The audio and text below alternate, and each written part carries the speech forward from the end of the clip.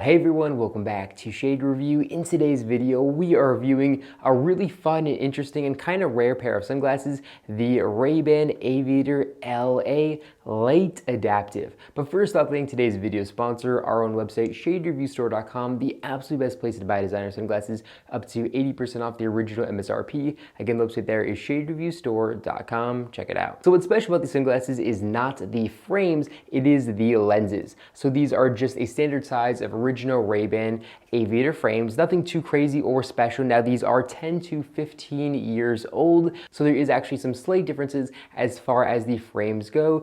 The biggest difference here is in, I believe, about 2014 or 15, Ray-Ban added the Ray-Ban etching here on the top ridge of the frames, where here they are completely smooth because they are an older pair of frames. They don't have that now. Again, the vintage ones actually used to say Ray-Ban on the top ridge, but after Luxottica bought Ray-Ban, they got rid of that etching up until like 2014. So again, what's really special about these frames is the lenses. These are Ray-Ban's L.A. lenses, and the LA there stands for Light Adaptive. This is Ray-Ban's first ever photochromic lens post the Luxottica merger with Ray-Ban.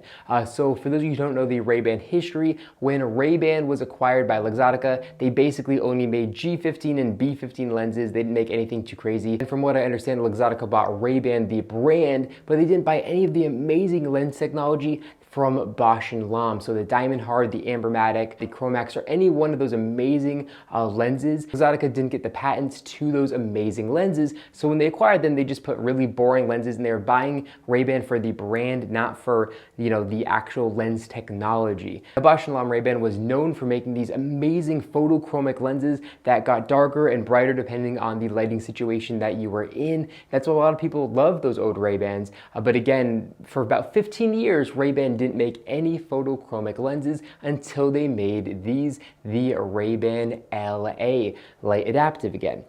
So these are again photochromic, so here they are in their fully lightened state, so they're going to be very light and not dark at all. Okay, and I just brought these frames in from outside for about 5 minutes, so here we can see them in their darkened state, and here we can see they are significantly darker than they were in just the previous clip I did a second ago.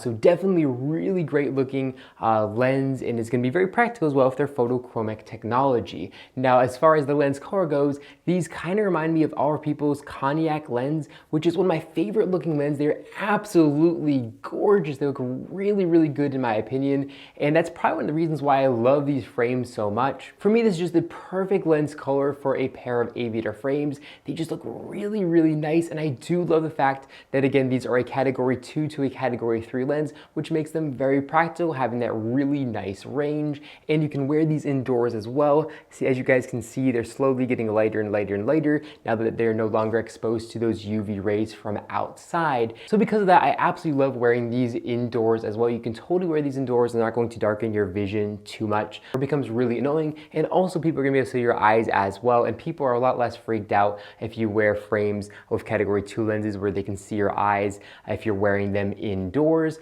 So it's definitely something to keep in mind there as well. Of course, they're going to have the classic Ray-Ban L.A. Logo there, which looks absolutely, just really cool. And they also have a little etched RB logo here in the middle left of the lens for authentication purposes.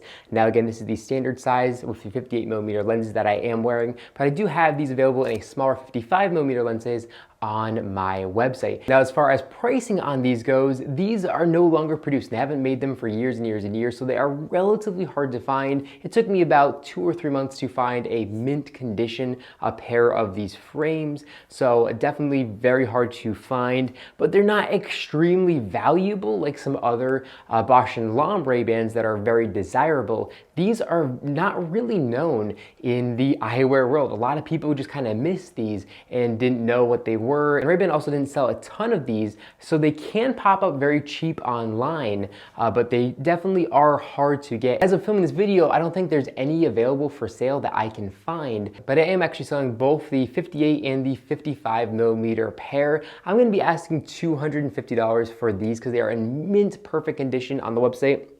And honestly, I really, really want to keep them. And if somebody did buy these from me, I would spend, months trying to track down another pair. So I do have these available on my website. And the 55mm lens size doesn't fit my face quite as good. So those are considerably cheaper just because I personally want to keep these because I love them. So I'm not nearly as willing to sell these to somebody as I am the 55mm lens size that I'm not really going to wear too often.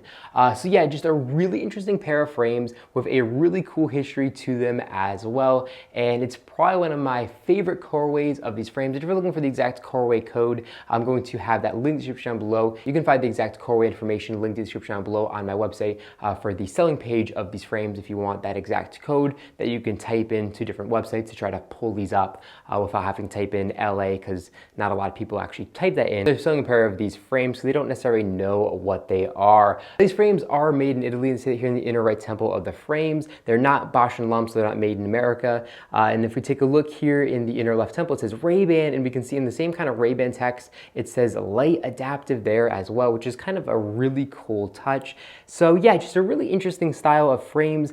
Definitely weird to see a kind of somewhat collectible pair of frames coming from Ray-Ban Luxottica. Usually all those collectible frames were produced by Bosch and Lomb, but these frames you definitely might want to add to your radar because of that beautiful lens color and also kind of the rarity in the fact that if you are collecting all the painted on Ray-Ban logos, all the different logos that they made across over the years, the LA is definitely one that you're going to have on your list. Well, that's all I have in this video. If you enjoyed it, make sure to give me a big thumbs up down below, and of course make sure to hit the subscribe button, and then you'll be notified every single time I upload a brand new video just like this one to our YouTube channel. Again, thank you all so much for watching, and I'll catch you all in the next one.